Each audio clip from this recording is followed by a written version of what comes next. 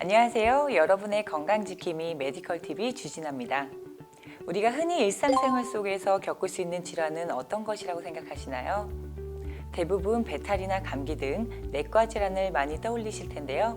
하지만 실제 일상생활 속에서는 우리가 평소 잘못된 자세나 습관으로 인한 허리나 목, 어깨 통증 등 신체 근육과 관련된 질환들을 호소하시는 분들이 많이 늘고 있다고 합니다. 그래서 오늘은 통증의학과 전문의 정인준 교수님과 함께 우리가 일상에서 흔히 겪을 수 있는 허리 통증과 목 통증, 그리고 신경 성형술에 대해서 알아보도록 하겠습니다.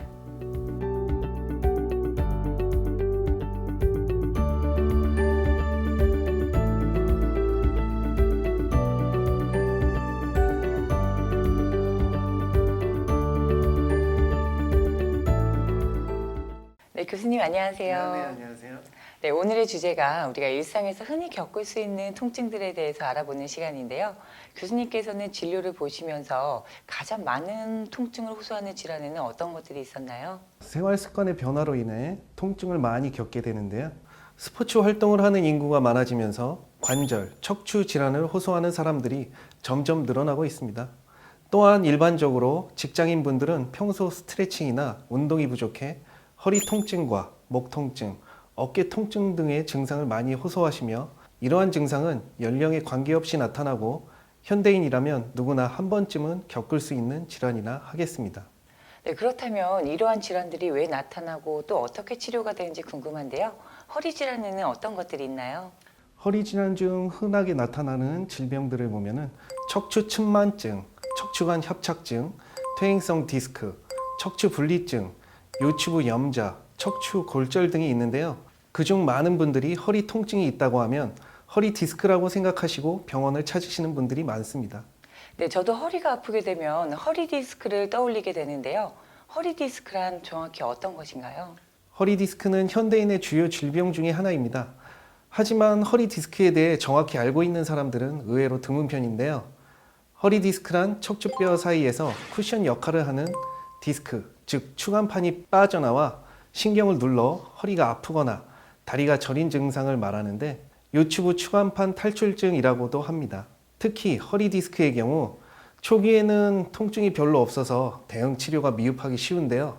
나중에 참기 힘들 정도로 고통이 심해져서야 병원을 찾는 경우가 많습니다.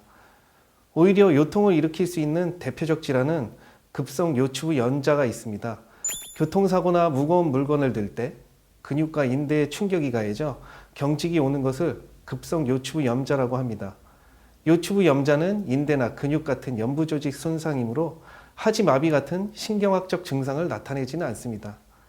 하지만 이 질환은 대개 수준의 절로 증상이 좋아져서 큰 문제가 되진 않습니다. 그렇다면 허리 디스크는 왜 생기고 그 증상에는 어떤 것들이 있나요? 척추 질환은 각 질환마다 다양한 원인이 있기 때문에 원인이 한 가지라고 딱 말할 수는 없는데요. 퇴행성 변화 또는 노화가 가장 흔한 원인이라고 할 수 있으며 그 외 기형, 외상, 감염 등도 원인이 됩니다. 증상으로는 요통과 함께 다리가 아프고 저린 방사통이 있습니다. 탈출된 추간판이 신경근을 자극하게 되어 신경근이 분포하는 다리에 감각 이상이 초래되는데요. 대개 감각 저하나 무감각을 호소하지만 통증이 예민하게 나타나며 근력 또한 약해져서 발 뒤꿈치로 걷는 것이 어려워집니다. 쉽게 설명하면 허리 통증은 없지만 다리가 저리고 당긴다든지 서 있을 때보다 오래 앉아 있을 때 증상이 비슷하거나 심하면 추간판 탈출증을 의심할 수 있습니다. 뿐만 아니라 허리 디스크 질환에는 퇴행 때문에 나타날 수 있는데요. 증상으로는 꼭 허리에만 국한된 것이 아니라 허리, 엉덩이, 허벅지, 종아리, 발끝까지 다양한 부분에서 다양하게 나타날 수 있습니다. 또한 드문 경우나 돌출된 수액이 크고 중앙에 위치한 경우 대소변 기능 장애 및 하지 마비가 올 수 있습니다. 네, 그러면 증상이 있어서 병원을 찾게 되면 어떤 진단과 진료를 받게 되나요?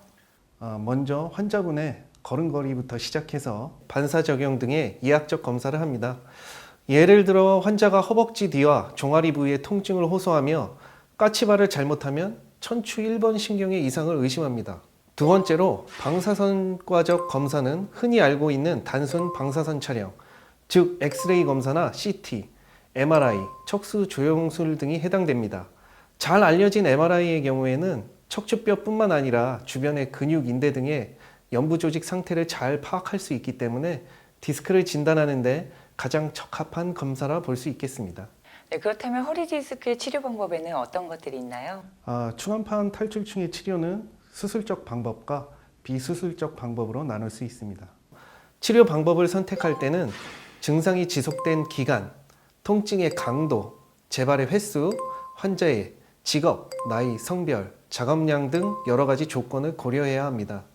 퇴행성 디스크 치료 방법으로는 우선 보존적 치료 방법이 있는데요. 약물 치료나 물리 치료, 주사요법, 운동요법 등으로 치료를 하게 됩니다. 하지만 퇴행성 디스크의 증상이 6주 이상 계속된다면 수술적 방법을 고려할 수 있습니다. 네, 그러면 치료법에 대해서 자세히 알아볼 텐데요. 먼저 물리치료란 무엇이고 어떻게 이루어지는 건가요? 물리치료는 급성 요통의 경우에는 빠른 회복을 바랄 수 있지만 오랫동안 지속된 만성 통증의 경우에는 효과가 서서히 나타나므로 꾸준한 치료가 필요합니다. 일반적으로 냉찜질의 경우 갑작스럽게 허리를 다쳐 통증이 왔을 때 효과가 좋습니다. 다친 부위를 냉찜질을 하게 되면 체내의 온도를 떨어뜨려 대사 활동을 늦추고 염증과 부종을 감소시키게 됩니다. 보통 다친 후 1, 2일 정도 시행하게 됩니다. 뜨거운 찜질의 경우 긴장된 허리 근육을 이완시키고 혈액순환을 개선해 통증을 줄이는 역할을 합니다. 하지만 보통 피부 속 1cm 정도밖에 열을 전달시키지 못하므로 보다 깊은 곳에서 발생된 통증의 경우 효과가 떨어진다 할 수 있겠습니다. 초음파 치료는 마찬가지로 열을 이용해 근육을 풀어주는 역할을 하는데 뜨거운 찜질과 차이가 있다면 피부 아래 5cm 깊이까지 열을 전달하여 깊은 곳의 근육이나 인대, 관절 부위에 생긴 통증을 완화시킬 수 있습니다.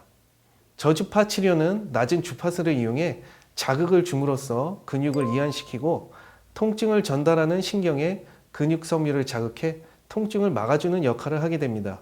단순 요통의 경우 앞서 말씀드린 물리치료만으로도 효과를 볼 수 있지만 디스크로 인해 신경 증상이 나타나는 경우는 견인 치료가 효과적일 수 있습니다. 견인 치료는 통증이 발생한 부위에 앞뒤를 잡아당겨 척추 간격을 넓혀주는 것으로 척추뼈 사이의 공간을 넓혀 삐져나온 추간판에 전해지는 압박을 풀어주는 치료입니다. 허리 디스크보다는 목 디스크 환자에게 있어서 효과가 더 좋다고 할 수 있겠습니다. 네, 허리 디스크와 비슷한 척추관 협착증이 있는데요. 이 척추관 협착증은 어떠한 질환이고 왜 발생하는 건가요? 척추관 협착증은 척추관이라는 통로가 좁아져서 생기는 질환입니다. 척추관 협착증이 발생하는 가장 큰 원인은 바로 노화입니다. 나이가 들면 디스크의 수액이 노화되어 딱딱해지면서 척추뼈 밖으로 튀어나올 만큼 부풀어 오릅니다. 또한 척추를 감싸고 있는 관절이나 인대도 점점 두꺼워져서 신경 통로인 척추관이 좁아지는 것이죠. 그래서 주로 60대 이상의 노년층에서 많이 발병하고 있습니다. 대표적인 증상은 다리가 터질 듯이 아파서 가다시기를 반복하게 된다는 것입니다. 혹시라도 이런 증상이 있는 분이면 척추관 협착증을 의심해 봐야겠습니다. 그렇다면 허리 디스크와 어떠한 차이가 있나요? 추간판 탈출증이라 불리는 허리 디스크는 사실 척추관 협착증과 닮은 부분이 많습니다. 둘 다 디스크에 영향을 줘서 통증을 유발하는 증상입니다. 척추관 협착증은 말씀드렸던 대로 노화로 인해 발생하는 빈도가 높은 질환으로 통증이 심할 때 허리를 앞쪽으로 구부리면 증상이 완화된다는 특징이 있습니다. 보행 시 다리가 터질 듯이 아파서 가다가 쉬고 하는 행동을 많이 나타냅니다. 중간에 휴식을 꼭 취해줘야 하고 쭈그리고 앉으면 편안하기도 합니다.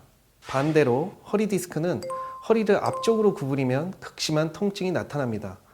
오히려 걷거나 서 있을 때 증상이 완화되고 앉아 있으면 매우 아프기 때문에 오래 앉아 있기 힘듭니다. 가장 큰 차이점은 누워서 아픈 다리를 쭉 펴고 들어 올려 볼 때 척추관 협착증은 다리를 마음대로 많이 올릴 수 있는데 허리 디스크 환자는 통증이 심해져 다리를 조금밖에 올리지 못합니다. 다리가 많이 못 올라갈수록 디스크가 심하다고 할 수 있습니다.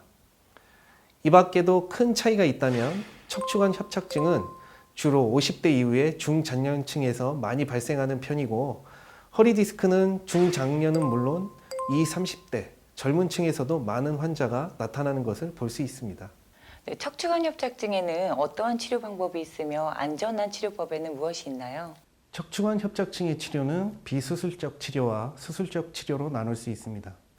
발생 초기에 빨리 병원을 찾는다면 비수술 치료를 통해서도 충분히 호전될 수 있습니다. 비수술 치료 중 최근 결과가 좋은 것으로 협착 완화 신경성형술, 특수 신경 블록 치료가 있습니다. 네, 척추관 협착증을 예방할 수 있는 활동이나 치료 후에도 하면 좋은 활동들에 대해서 추천해 주실 만한 게 있을까요? 건강 유지에는 늘 적당한 운동이 같이 병행되어야 합니다. 퇴행성으로 나타나는 척추관 협착증도 가벼운 운동은 필요합니다. 척추와 관련된 질환이지만 가벼운 산행이나 속보 등으로 걷기를 생활화하는 것이 좋습니다. 걷기는 1회에 30분씩 일주일에 3회 정도가 좋습니다. 일상에서 몸을 풀어주는 체조는 습관을 들여도 좋을 듯 합니다. 여성분이라면 칼슘 섭취가 기본인데요. 노년에는 뼈 관리가 중요하기 때문에 우유나 시금치 등의 음식을 통해 가능하면 칼슘 섭취량을 늘리도록 해야 합니다. 네, 원장님, 마지막으로 허리 통증이 있는 분들에게 한 말씀 부탁드릴게요. 좋은 습관과 꾸준한 운동을 통해 척추 건강을 유지하는 것도 중요하지만 무엇보다 중요한 것은 허리 통증이나 다리의 통증이 느껴지게 되면 검사나 수술에 대한 부담 때문에 병원을 찾는 것을 미루게 되는데요.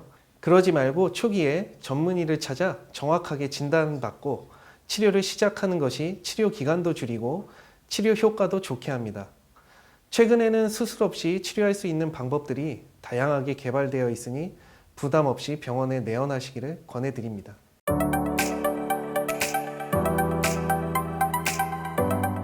네, 이번에는 목 디스크에 대해서 알아보도록 하겠습니다. 네, 최근에 목 통증을 호소하시는 분들이 많다고 하는데 어떤가요? 무거운 가방을 메고 온종일 학교에 앉아 있다가 스마트폰과 컴퓨터를 들여다보는 학생들, 하루 대부분의 시간을 컴퓨터 앞에 앉아 일하는 직장인들, 이들의 공통점은 학습 효율이나 업무 능력을 저하시키는 일자목이 발생돼 인구 절반 이상이 겪는 목 통증을 호소한다는 것입니다. 그뿐만 아니라 주로 중장년층에서 발병했던 목 디스크가 젊은 층인 20, 30대에서도 빠르게 늘어나고 있습니다. 네, 젊은 사람들한테 많이 나타나고 있는 이유가 무엇인가요? 유독 20, 30대 환자가 크게 늘어난 원인은 젊은 층의 잘못된 자세와 생활 습관을 꼽을 수 있는데요. 이 중에서도 특히 스마트폰과 PC의 장시간 사용이 큰 영향을 미친다고 할 수 있습니다. 목을 쭉 빼고 스마트폰을 들여다보거나 PC를 장시간 보면 목뼈가 일자로 변해 목을 잡아주는 근육이 머리 무게를 지탱하기 위해 부담을 받게 됩니다. 이런 자세를 오래 지속하면 근육 경직과 염좌를 반복해 결국 디스크가 망가지게 되는 것이죠. 목 디스크는 목뼈 사이에 쿠션 역할을 하는 물렁뼈가 손상되어 신경근 또는 척수를 누르는 질환입니다. 목덜미, 어깨 상부의 통증이 가장 흔한 증상이며 병이 발생한 부위에 따라 어깨와 팔에 통증이 발생하기도 하며 심한 경우에 척수에 손상을 줘서 다리의 힘이 약해지거나 마비가 발생하기도 하니 증상이 있다면 가까운 병원에 가셔서 꼭 진단과 치료를 받으시기 바랍니다. 네, 턱을 목 쪽으로 당기는 동작이 좋다고 하는데 정말 그런가요? 보통 턱을 목 쪽으로 당기는 것을 바른 자세라고 알고 있지만 목이 꺾이게 되어 목 디스크 예방에는 좋지 않습니다. 가장 쉬운 방법은 귀와 어깨의 중심선이 일치하는 것으로 등을 꼿꼿하게 펴야만 자연스럽게 목까지 바로 서는 자세를 유지해야 목 디스크를 예방할 수 있습니다. 이러다 말겠지 하고 그냥 지나치는 경우도 많은데요. 정말로 괜찮을까요? 어떠한 조치를 취하지 않은 채 목 통증을 참아내 병을 키우는 경우가 참 많습니다. 척추는 머리부터 허리까지 유기적인 관계를 맺고 연결되어 있기 때문에 어느 한 곳의 균형이 깨지면 전체의 균형이 함께 무너질 수 있어 항상 주의하셔야 합니다. 이미 진행되어 두통, 어깨 결림, 목 부위 결림 등으로 통증을 겪고 있다면 적극적으로 치료를 하는 것이 중요합니다. 초기의 경우 자세 교정, 물리치료, 약물, 주사 치료 등 다양한 비수술적 요법이 있으니 빨리 병원을 방문하시는 것이 좋습니다. 비수술적 주사요법에는 어떤 것들이 있나요? 너무 심한 경우가 아니라면 주사요법으로 충분히 치료가 가능합니다.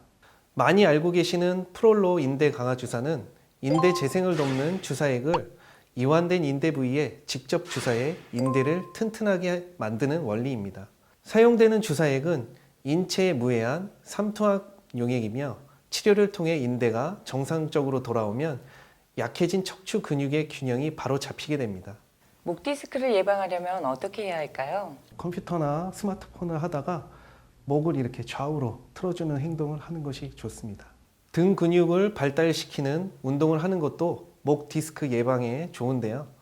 엎드린 상태에서 팔꿈치를 펴고 땅을 밀어주는 느낌으로 고개를 들고 등을 들어 올리는 등과 날개뼈 펴기.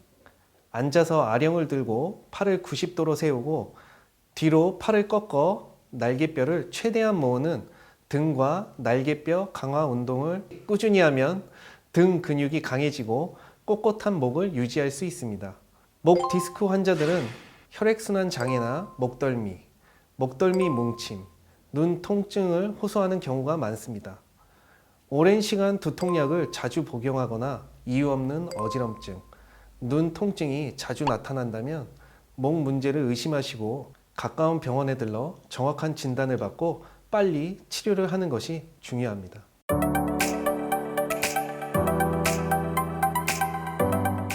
신경성형술이란 어떤 것이며 또 어떻게 이루어지나요? 신경성형술은 주사바늘이 달려있는 카테터를 통증 부위에 집어넣고 고농도의 식염수 등의 약물을 주입하여 통증을 유발하고 있는 염증과 부종을 줄여주는 시술입니다. 또한 신경성형술은 척추관 협착증 및 디스크의 대표적인 비수술 치료법입니다. 척추나 경추 주위에 불필요하게 자라난 조직을 제거하거나 약물을 주입하여 염증 유발 물질을 제거하고 유착된 신경을 풀어줍니다. 네, 그렇다면 신경성형술의 장점은 무엇이 있나요? 신경성형술의 장점은 시술 시간이 20-30분 정도로 짧고 환자의 상태에 따라 당일 퇴원도 가능하며 수술의 두려움이 크거나 고령으로 수술받기가 힘든 분들에게 적합합니다. 그리고 전신 마취가 아닌 국소 마취로 진행하기 때문에 마취에 대한 부담감이 없으며 시술 후 빠른 통증 감소 효과를 볼 수 있습니다. 마지막으로 1mm 내외의 카테터로 통증 원인을 제거하므로 정상 조직 손상이 거의 없으며 흉터가 남지 않습니다. 신경성형술의 대상은 어떻게 되나요? 신경성형술은 다양한 척추 질환에 적용할 수 있는 비수술 치료법입니다. 평소 목과 허리의 통증이나 만성요통, 엉덩이 통증, 손발 저림 등의 증상이 있다면 신경성형술을 고려해 보는 것이 도움이 될 것입니다. 또한 이미 척추 수술을 진행했거나 통증이 남아있는 경우에도 비수술인 신경성형술이 가능하므로 재수술을 고려하기 전에 전문의를 통해 시술 가능 여부를 확인하시기를 권해드립니다. 네, 신경성형술을 받은 후에 주의사항은 어떻게 될까요? 신경성형술을 받은 후 1시간 동안은 똑바로 누워서 안정을 취해야 합니다. 당일날과 이튿날은 가급적 무리한 움직임은 삼가하고 감염의 위험이 있기 때문에 48시간 동안 샤워를 하지 않아야 합니다. 그리고 시술 후 인대강화 주사 등의 병행 치료로 효과를 증진시킬 수 있으며 통증이 완화된 후 도수 치료 병행이 도움이 될 수 있습니다. 마지막으로 꾸준한 치료, 규칙적인 식사와 운동, 바른 자세 및 생활 습관, 스트레스 관리가 무엇보다 중요합니다. 네, 마지막으로 원장님께서 당부의 말씀이 있으시다면요. 신경성형술을 보통 사람들이 수술로 생각해서 너무 아프거나 혹은 부작용이 심하지 않을까 걱정을 하시는데 주사 치료로 호전되지 않는 통증은 그 다음 단계인 신경성형술이 필요하고 통증, 부작용이 별로 없는 안전한 치료이기에 꼭 병원에 방문하여 전문의 상담을 받아보셔야 합니다. 네, 지금까지 통증의학과 전문의 정인준 교수님과 함께 허리 질환과 목 질환의 원인과 치료법 그리고 신경성형술에 대해 알아봤습니다. 네, 오늘 말씀 감사합니다. 네, 오늘은 우리가 일상에서 겪는 통증들에 대해 알아봤는데요. 우리가 흔히 겪는 이러한 질환들은 나이와 연령을 넘어 광범위하면서도 우리 일상과 밀접하게 맞닿아 있기 때문에 조금만 방심해도 언제든 찾아올 수 있다고 합니다. 하지만 바른 자세와 사소한 생활 습관의 변화만으로도 충분히 건강을 지킬 수 있다고 하니 우리의 건강한 일상을 위해 올바른 생활 습관으로 건강을 미리미리 챙겨보시는 건 어떨까요? 이상 메디컬 TV였습니다.